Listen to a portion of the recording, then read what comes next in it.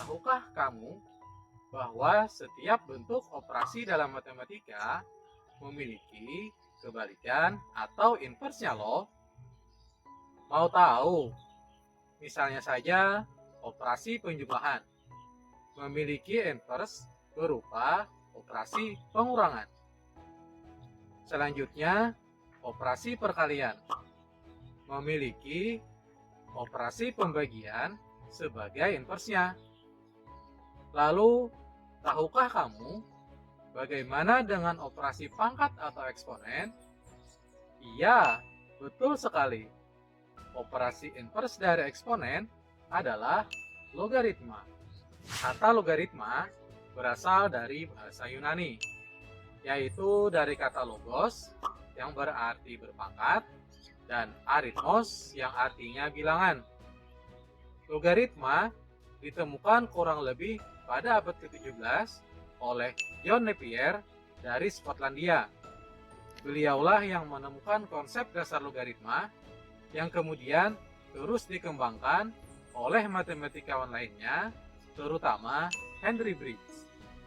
Penggunaan konsep logaritma tidak hanya dalam bidang matematika saja, tetapi juga pada bidang lain. Misalnya, dalam bidang kimia, digunakan dalam mengukur derajat keasaman atau pH.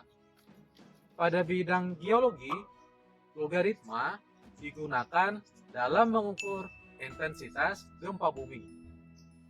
Pada bidang fisika, logaritma digunakan dalam mengukur taraf intensitas bunyi. Pada bidang ekonomi, logaritma digunakan dalam menghitung bunga majemuk. Dan pada bidang biologi, logaritma digunakan dalam menghitung pertumbuhan populasi jumlah penduduk. Sekarang, kamu sudah tahu sejarah singkat dan penggunaan konsep logaritma. Lalu, apa sih sebenarnya logaritma itu?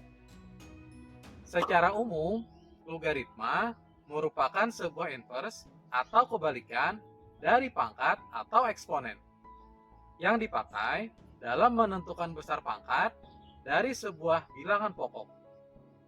Dengan mempelajari logaritma, kamu dapat mencari besar pangkat dari sebuah bilangan yang diketahui hasil pangkatnya. Biasanya, bentuk pangkat dinyatakan dengan A pangkat C sama dengan B. Maka, bentuk logaritmanya dapat dinyatakan dengan A log B sama dengan C. Pada bentuk A log B sama dengan C ini, nilai A disebut dengan bilangan pokok atau basis, dengan syarat A-nya harus bernilai positif atau lebih dari 0, dan A tidak sama dengan 1. Jika nilai A tidak ditulis, maka yang dimaksud dengan bilangan pokoknya adalah 10 dan disebut dengan logaritma desimal. Kemudian nilai B disebut dengan numerus, dengan syarat B-nya harus positif atau lebih dari 0. Nah, sekarang kamu sudah tidak penasaran lagi kan dengan logaritma? Jadi, logaritma suatu bilangan itu berhubungan dengan bilangan berpangkat.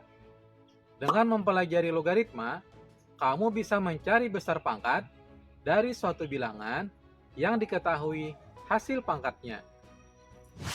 1 menit bisa belajar apapun, kapanpun, dan dimanapun yang kamu mau.